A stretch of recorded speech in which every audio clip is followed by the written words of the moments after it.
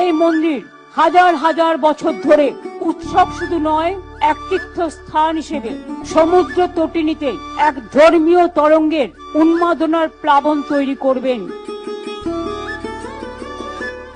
এই মন্দিরের ছবি এবং একটু করে প্রসাদ হলেও সামান্য সববার বাড়ি বাড়ি পৌঁছে দেওয়া সারা পশ্চিম বাংলায় এবং সারা ভারতবর্ষ যত বিখ্যাত মানুষ আছেন যারা ভালোবাসেন তাদের কাছে পৌঁছে দেওয়া।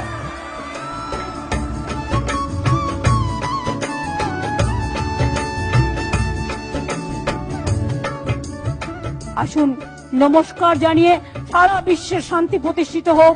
সারা দেশের এই সময়টা সকলে মনে মনে প্রার্থনা করবেন শান্তির জন্য, সংহতির জন্য, সম্প্রীতির জন্য।